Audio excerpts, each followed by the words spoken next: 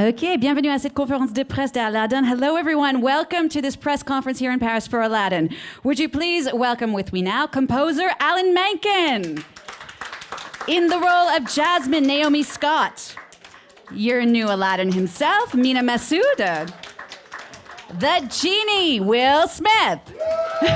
And the director, Guy Ritchie. Yeah! Yeah! Hey everybody. Oh, baby. I love it, it's starting already. All right. Good morning. All right. That means you're not excited enough. Guys, welcome. It's so great to have you here in Paris. Just kind of a first general question for everybody, and then we'll get to the journalists' questions. What did Aladdin mean to you, all of you, and why did you want to be part of this live-action film? Mina? Thanks, Will. Thanks, Will. When I hear your name, it just... For me, you know, it was one of the only Disney films growing up where I could really relate to the character. You know, this was someone that looked like me and had a similar culture to mine. So I just really related to it, and we had it playing on at the house all the time. So. Yeah, for me, me and my brother, it was our favorite movie, and I think that we could share in that because it's not just a movie for little girls, it's for little boys as well. You have everything, you have action, it's cheeky, it's fun, it's adventurous, and of course, you know, obviously Princess Jasmine, I could play her, you know, as a young girl, which Mina just touched upon is really quite powerful and important. Will, how about you? Yeah, for me... Whoa! Thank you. Jeez, I was like, whoa, is this thing on?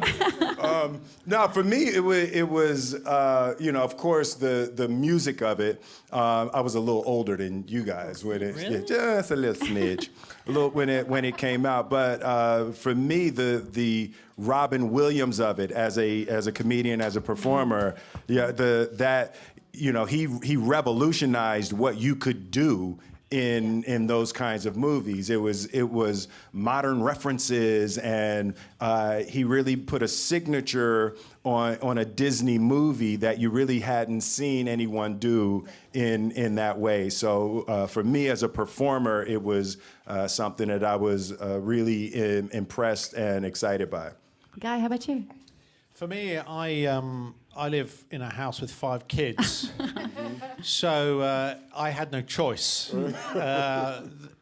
They couldn't really watch my other movies. Why not? So there was a general consensus that this is what I was going to do. And you know, when we first had a chat with Disney, and then I told the kids about it, there was a riot, and I could see there was no coming back from that. Brownie points. So that's, you know, and I found it in. There was all sorts of things in there which, you know, it was enough of my old stuff and it could give me enough of the new stuff. So that was enough for me. So I was terribly excited, but as excited as my children were. I bet. Alan, how about for you coming back to it 25 years later? Well, it's incredible coming back to it. With Guy directing, I didn't know what to expect. I didn't know if the magic carpet was going to get blown out of the sky in mid-flight.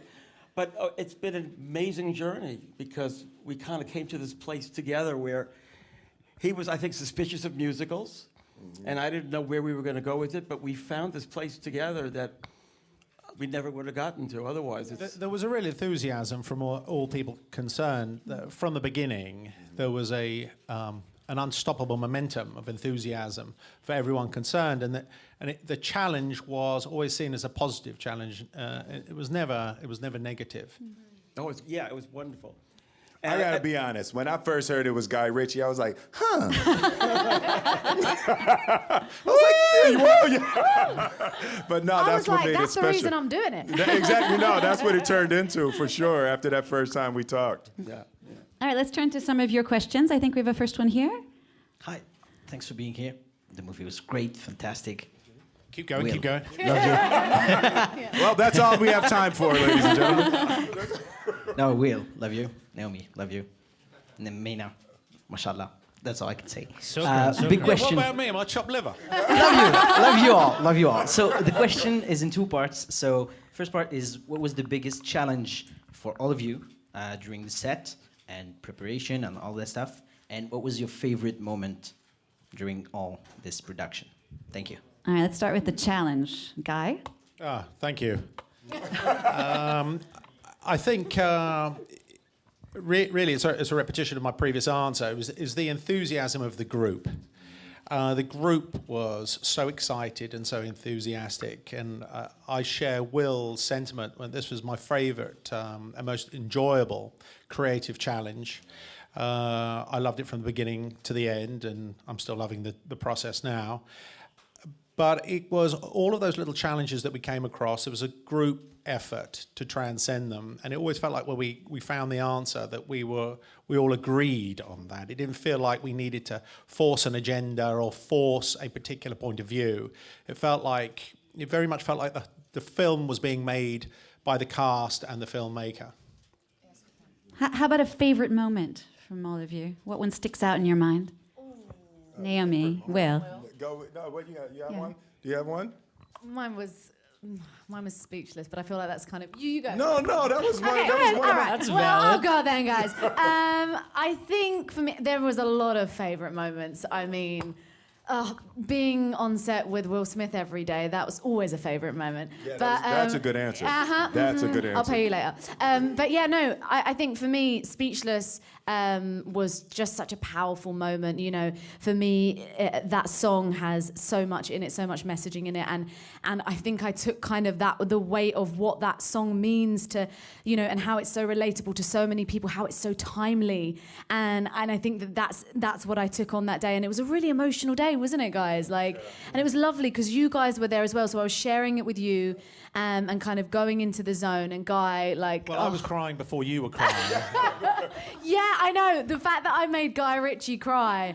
Oh, that's my that's my cries a takeaway lot is what from you this. realize. Yeah, literally. Thank you, Mina. And actually, you know, I didn't know what I was going to add to the score, and then when I collaborated with these guys, Pasek and Paul, Benj Pasek and Justin Paul, who wrote La La Land, the lyrics of La La Land, and Dear Evan Hansen, and Greatest Showman. And I've known them since they were young kids, but we had never worked together. And we got in the room and said, okay, we're going to write this song for Jasmine. And then when we finished this song, we said, this is something really special. And then you first heard it. Oh my but gosh! You overheard us play, yeah. right? Well, I was so we were rehearsing before we'd even shot anything, and I was walking past a room, and I promise you, I had no idea about this new song, and I just heard you going da da da da da da da, and I went, that's the new song. I just knew it. I knew it, and I knocked on the door, and I was like, that's the new song, isn't it? And then just walked out. It was it was amazing. You just know when something's that's it. Yeah, it definitely raised the bar for us, and also it gave us a challenge too, because this is a big new element in the story, and we're really, for instance, Jasmine not feeling that she has a voice and not feeling that she's heard, and then having this song really pushed us to new places. Will, you were going to weigh in on either your challenge or your favorite moment. Which one? Oh, the challenge for me, of course, was the level of the performance that Robin Williams gave in the first film. It's like, when you look at something like that, it's really daunting. I was terrified with the idea. I was honored by the request, but I was just listening. I just couldn't find what do you add to that. And then the first thing is that it was going to be live action. So I was like, okay, the fact that it's live action, that there's acting and there's comedy and drama that you'll be able to do that will add a different flavor. And then the first day I got in and started messing with Friend Like Me. That was the first song that I played around with, and then in that moment, I found the genie. The idea, adding the hip hop flavor to the genie, and then it exploded for me. It was like, oh, what Robin did is he used his personality. He used himself as the genie, and then in that moment, it was like, oh, I'll use my Will, can I history. tell you something? Yes. Because I haven't told you this before. Your performance is so amazing. It's amazing. It is so in every moment. I believe Killed it. From now on, you are the genie. I promise you. Thank you, man. Yeah. It's so good. And there is no one else there is no one else that could have done it. Thank you. But Thank you. Thank And you. it's beautiful The what you're heart. saying, because that's sort of the theme of the whole Everything. movie, isn't it? Is you have to kind of touch back into yourself, and that's what Aladdin finds, and that's what you found. Yes, So, well absolutely. done. Another question here. Who's got one? Bonjour. Bonjour. Une question pour Guy Ritchie. Votre Yasmine a trouvé sa place et sa puissance dans son royaume, mais c'est un film extrêmement féministe. Et j'ai même cru remarquer, alors peut-être que je me trompe, que vous avez poussé la parité jusqu'à, pour l'entrée du prince Ali dans son royaume, à faire une évocation de l'entrée de Liz Taylor dans le Cléopâtre de Mankiewicz. Attends un peu. First of all, Wait, let me just translate the question for those who no, didn't no, get no, it. He no. got First it. of I think all, he got it. this lot Yeah. think I speak French now. So we're going to hang that out for another 10 seconds. And now you can translate.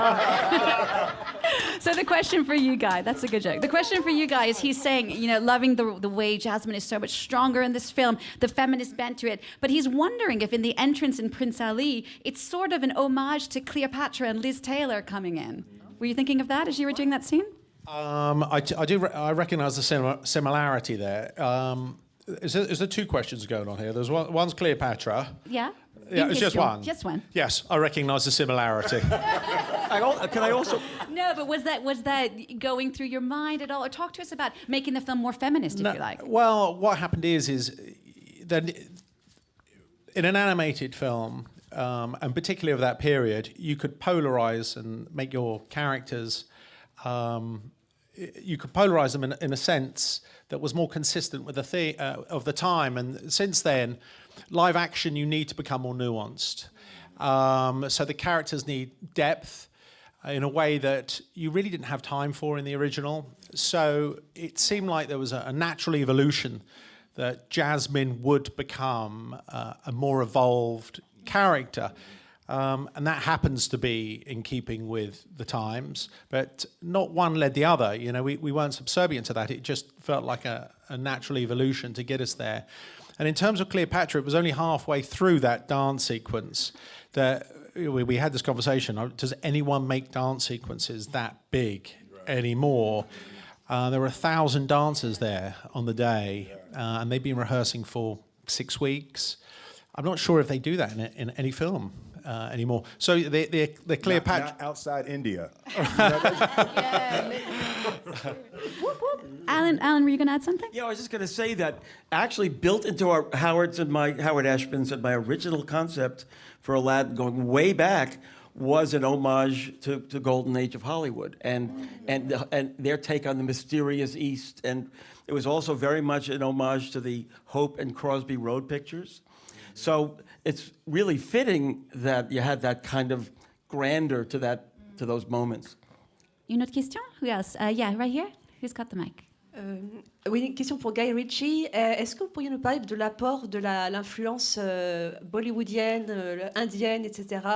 Tout ce qui concerne un petit peu les costumes, la musique, l'esthétique du film, dans quelle mesure cet apport-là, comment ça s'est fait? Okay. Another question. That's something about Bollywood, Yes. isn't it? So there's a question for you guys just about the influence of Bollywood in the film via the costumes, the big spectacle, the big numbers. I think this is more for Naomi, isn't it?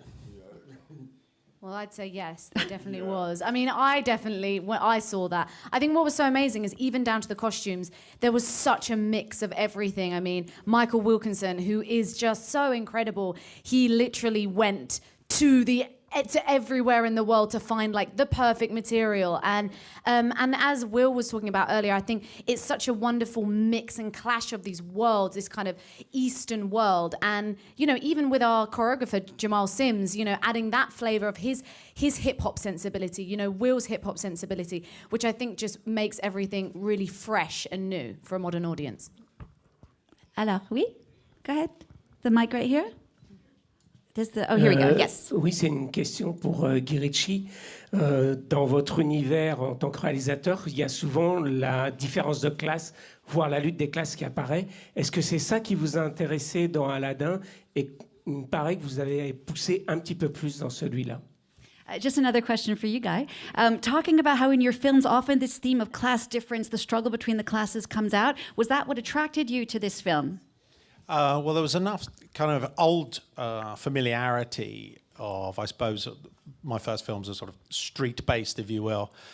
So there was enough of that for me to feel familiar, and there was enough exotic, a challenging world which I had never been into before, which in no small way is a family film. So it felt like I was familiar enough with what I am familiar with in terms of my frequency, and it gave me enough of excitement as a director to find new terroir to explore that. But yeah, as I say, I live with a lot of children, so it felt like it was the perfect combination that I could marry two worlds.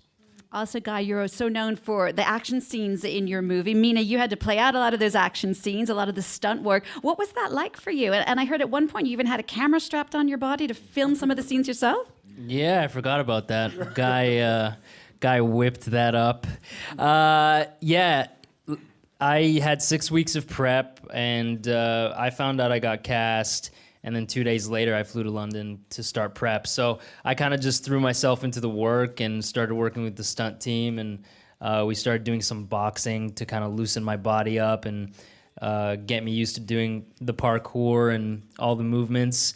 And that was something that I was excited about when I heard Guy was directing, is all the action that he does. So I knew he'd make Aladdin and the sequences really cool, and that's something we often talked about, actually, is how do we make him sentimental enough that he's there to support the female lead in Jasmine, but also how do we make little boys look up to him and like want to be him, you know? He's got to kind of do it all in that way. Alors, une autre question. Qui a le microphone? Voilà. Hi. I have a question for Mr. Ritchie, but other people can answer. What is your favorite shot of the movie and the hardest one to shoot? Quelle scène préférée, en fait? Quelle image? Voilà. C'est compliqué. Un shot, voilà. Quel plan? Voilà. I'm going to turn to the team on this, actually. I have the brain of a goldfish. So sadly, I'm sitting here forgetting which film I'm sitting here for. Will, what was your favorite shot? We'll take care of Grandpa. So, I love the chair shot. Well, you saw it a lot in different frame rates, right? Yeah. That was different on this film?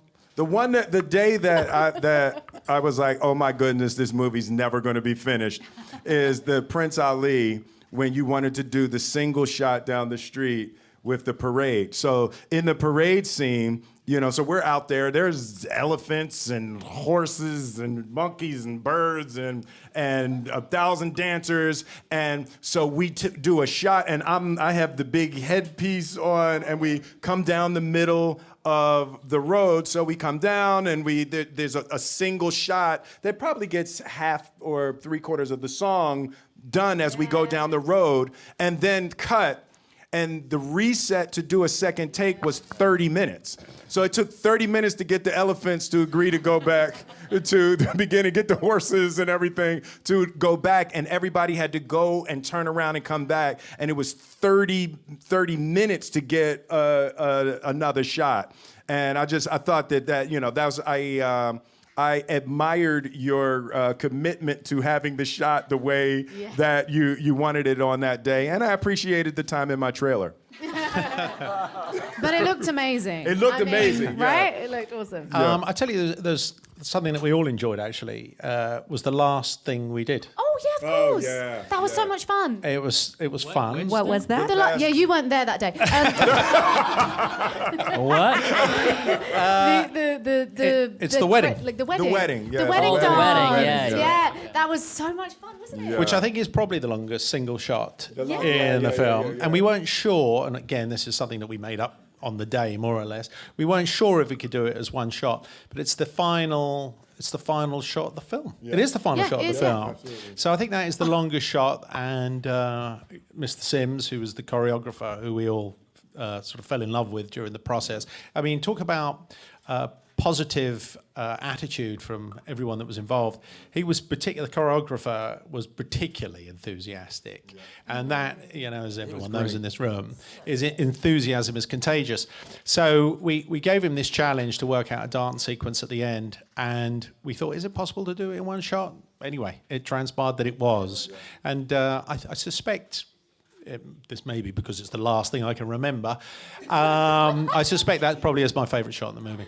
And you had to crouch down, do you remember? Like Yeah, for the whole thing. no, and there then was it's like, there was a lot and go! happening. Boom! And then he's up there. Popping up for the front Exactly, light for me at the end. I had to go around and then come back up and then Yeah. hide behind the camera and then pop out for the last.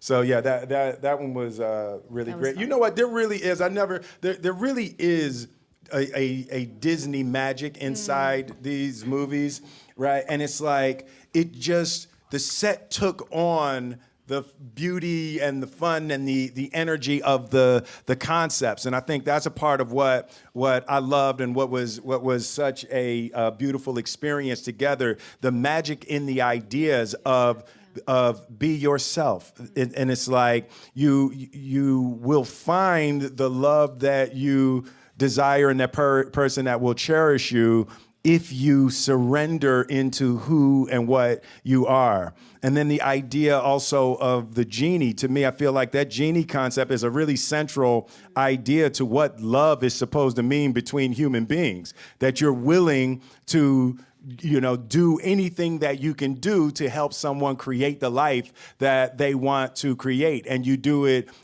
selflessly without any desire, any personal selfish desire in return. So those ideas created a magical, beautiful energy between us all on set. And I'd just like to say as well, your generosity as an actor, and me and Mina spoke about this, because, for us, it was a huge thing, and we're kind of fresher in that sense, and you just set the tone on set. And I think that connects to your character. You were so generous, both off and on screen. And for us as young actors, it just made our experience so magical. And I think that I really do believe that translated on screen. I think that's what connects everything as well. And I connect to the look of the movie as the person who scored it also, because I would sit with every cell and sell every shot.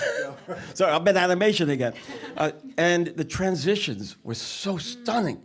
Like the transition with you waiting for Aladdin and then watching him go to the Cave of Wonders. It's gorgeous transition. It's just magical. I feel as though I need to riff on this very thing that Naomi was saying about. You have at the beginning of a day something called a call sheet, which tells everyone who's doing what to whom. And there's the number one on the call sheet, and there's some egotism that goes with that particular position. And traditionally, it can be quite tricky for the director to have to negotiate a deal with number one on the call sheet. And in the movies that I've made, this was the most pleasurable experience that I ever had with number one on the call sheet. Thank you, Mina. Just to be clear, it was not me. Just to be clear. To the point that when I got there as the director, number one on the call sheet was sort of waiting there, tapping his toes, waiting for the director to get there. That's never the case. It's usually the other way around. And the endless generosity that number one on the call sheet exercised really set the tone and the frequency for the positive experience that it was for all of us. Thank you very much, Naomi. Again, no, don't worry. All right, who else has got another question here? Who's got the microphone, please? Hi guys, first thank you very much, the movie was lovely. I've got a question for you all, two actually. I'm wondering, what do you think makes Aladdin a fitting story to adapt in 2019? And also, how do you think this movie's gonna fit in your respective careers? In respect of what? Careers. Oh, Well, I think what's interesting about the way that they fall in love and the experiences that they have, and I have a 25-year-old, a 20-year-old, and an 18-year-old daughter at home right now. So how children are relating in this digital era in terms of finding love and finding partners and creating relationships. I think that how this film will fit is it's that really old-fashioned way that people would meet and actually talk you know, and you overcome the challenges and obstacles to the relationship, and not taking it down to a swipe, you know, one direction or the other. So I think that there will be an interesting thing for the younger generation to feel and experience in the Aladdin and Jasmine interaction. So that, you know, it'll be talking to my daughter about that. Yeah, her reaction was really interesting in how she took it, how she yearned for it a little bit, but there was some part of it that felt farther out of reach than I think it did for our generations. Yeah, and to build on that, I think now more than ever, young people, including myself, struggle with figuring out who they are as people, because social media certainly does not help your search on personal identity. And this film, at the end of the day, especially for Aladdin, he's going on this search for his personal identity. Is he good enough, like, as who he is? Does he have things to offer that have value? And I think that's important to teach to kids, that who you are as a human being and the values that you have are good enough to get you what you want and to help you follow your dreams. So that's a really important lesson, I think. How about the second part of that question? How you see this movie will be fitting into the grand scope of your careers? Guy? Anybody? Everyone Alan? look down this way. It's hard to tell. I mean, it's the film that I'm most proud of, actually. And it's the one that I enjoyed the most. Get that? Did you get that there? Write that down. But Snatch you know, second. actually, just to riff on a little bit what Mina was saying, it has classical themes that never date, and although it seems relatively old-fashioned, the wrestling match is still the same. And Mina articulated that, I thought, very elegantly. That how do you find yourself? I mean, Aladdin is all about how to find the authentic self within the self, right? And all the challenges that come on the way. And that is more, it seems like it's more treacherous now than it ever has been. So I think that's the main essence of the film. But in terms of, I think, to use a rather pretentious word, in my canon of work. Oh, you got a cannon? Damn! You got a cannon of work? Oh, that's in America, we don't have cannons at work. As I say, at the moment, it's my favorite. I also think Alan is hoping to win his first Oscar, everyone. Very first one. Just to remind you, You know, among hoping his... one day, That was my fifth and sixth. Yes. We have to remind everyone, Alan's won, correct me if I'm wrong, 8 Oscars? Yes. He's won It's 8 Oscars, embarrassing. guys. 8 Oscars. Jesus. So just to be clear, if Guy and Alan have a cannon of work, I have like a BB gun or a water gun of work. Yeah, I just got some movies I made. No, I'm excited about this one. It is. You know, I'm 30 years into my career now. Into your canon. Into my canon. Oeuvre. So to have an opportunity, you know, to do something that's still unique and different. It's like the singing, rapping, dancing, the acting, drama, comedy, the action, like All the things you're good at. all of those things, to be able to do that in one movie, you know, and once you go blue, you know. Never go back. There's no going back. All right, who's got another question out there? Right here. Please. I've got 2 questions. One for Mr. Smith. Can you tell a little bit more about what it's like to play a character partly CGI? You're playing a blue cloud all the time. Is it difficult? Were you bare-chested all the time? And Mr. Ritchie, I'm from Netherlands, so I have to ask, we missed Jafar today. Can you tell a little bit more about Marwan, working with Marwan, and recreating such an iconic character as Jafar with him? Thanks so much. It is absolutely a spectacular way to spend a day as an actor when most of your character is going to be CGI, because it's no hair and makeup. You know, you get to show up and everybody else, you know, has to actually do a scene, but you just get, you know, you're there and you're off camera. So it is a wonderful way to spend the time on a movie set. Also, I think it also added to my ability to be able to be present for everyone else on the set. Yeah, and I want to say something that quick because Will's not going to say it, but a lot of actors, when they are doing CGI, they don't necessarily have to show up to set every day because they don't have to be there. And Will was there every day, reading his lines off camera because we wanted to get the most authentic performance. So he didn't have to do that, but he was there. Well done, Will. You're not a diva. And just a word on Marwan? So Marwan, Marwan, it took us some time to find Marwan, incidentally.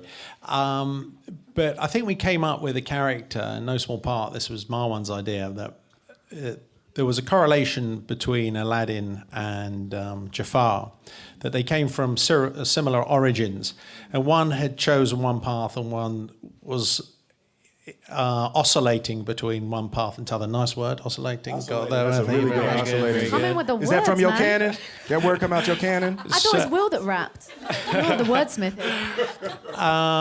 So what happened is that Jafar, who's played quite a sophisticated Jafar in this one, Marwan, that there was a correlation, and so he could relate to Aladdin, and they both came from a similar past. But it was really Marwan's idea that there needed to be, so there should be a correlation, there should be a similarity and a sophistication to that character, but one chose the external route of finding oneself, and the other one ultimately chose oneself to rely on, and that's really what the dynamic of the film is about. And no small part that came from Marwan. We love Marwan. I don't know where he is at the moment. He's clearly too busy to be here. I'm so sorry, that's all the time that we have. We're going to wrap up the press conference. I just wanted to mention to you guys, this was being broadcast on Facebook Live, so if you guys want to say a hello to all the French fans watching. Facebook Live. And they're out there. Facebook fan. Merci beaucoup à vous tous. Thank you so much to all of you. Thank Let's you give them a all. round of applause. Thank you very much. Thank you. And thank you guys for coming on your holiday. Thank you.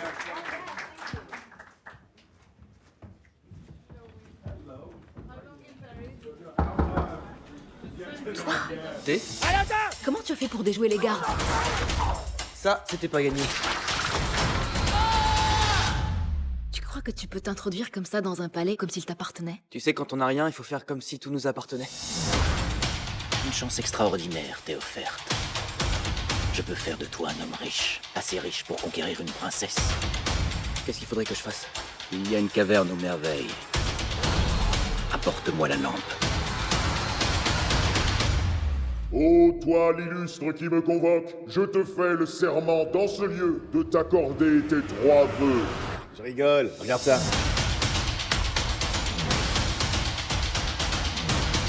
Vous me faites confiance?